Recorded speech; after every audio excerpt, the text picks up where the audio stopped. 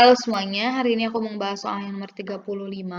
Dari 12 soal yang diberikan, siswa harus mengerjakan 10 soal dengan syarat nomor 1, 2, 3, dan 1, 2, 3, 4, dan 5 harus dikerjakan.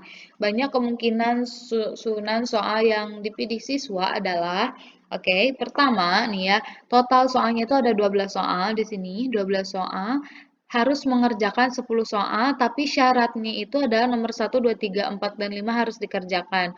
Berarti dari 12 soal itu kan harus dikerjakan 5 ini ya. Ini syarat yang paling wajibnya itu adalah 5 soal ini harus dikerjakan. Dikurangi 5 soal berarti.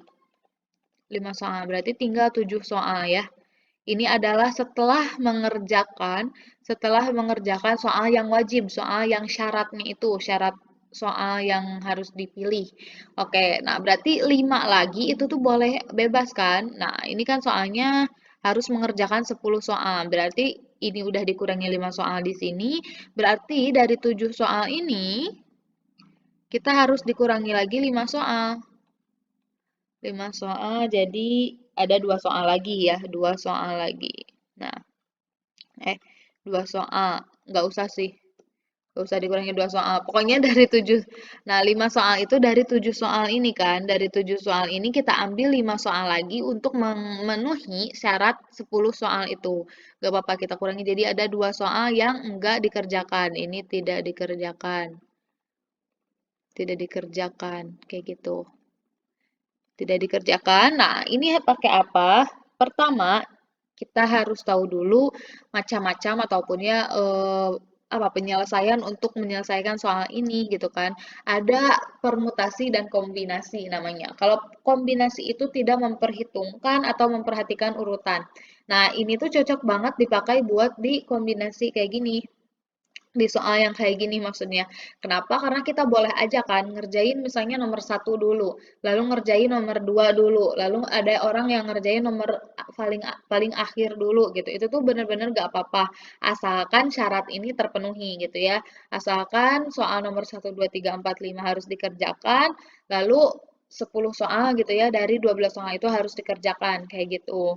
Nah, kalau permutasi itu tuh memperhitungkan urutan. Jadi misalnya harus ngerjain nomor 1 dulu, lalu nomor 2, lalu nomor 3, nomor 4, nggak harus gitu kan. Semua murid nggak harus kayak gitu, beda gitu ya, terserah. Nah, berarti kita pakai kombinasi.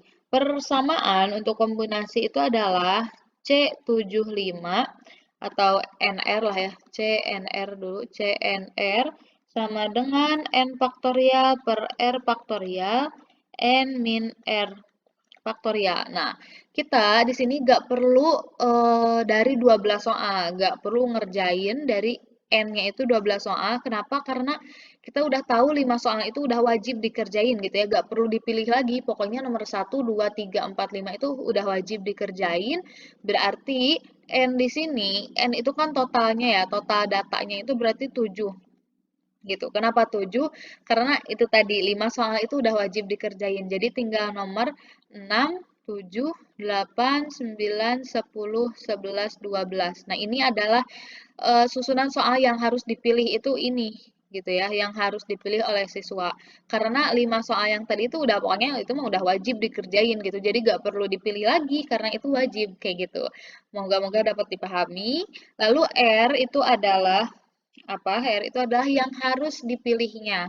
Yang harus dipilih atau yang diambil dari 7 soal ini tuh berapa soal? 5 soal ya.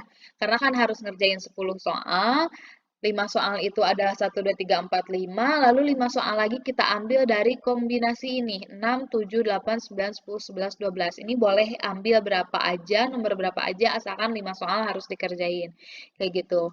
Oke, sekarang kita tinggal masukin aja kalau udah paham logikanya gitu ya, kita kerjain, masukin ke sini. Berarti C75 sama dengan 7 faktorial per 5 faktorial kali 7 min 2 faktorial. 7 min 5 faktorial, sorry. Nah, 7 faktorial per 5 faktorial, 7 dikurangi 5 itu adalah 2 faktorial. Berarti 7 kali 6 kali 5 faktorial per 5 faktorial kali 2 faktorial. Berarti ini bisa dicoret. Jadi tinggal 7 kali 6 per 2 2 faktorial itu kan 2 kali 1 ya.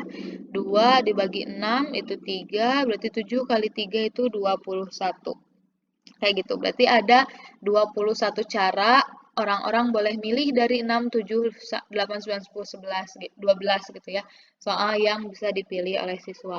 Kayak gitu. Makasih banyak udah menonton. Semoga bisa banget dipahami. Mohon maaf kalau misalnya enggak bisa dipahami gitu ya, sulit untuk dipahami, tapi logikanya kurang lebih kayak gini, kayak gitu.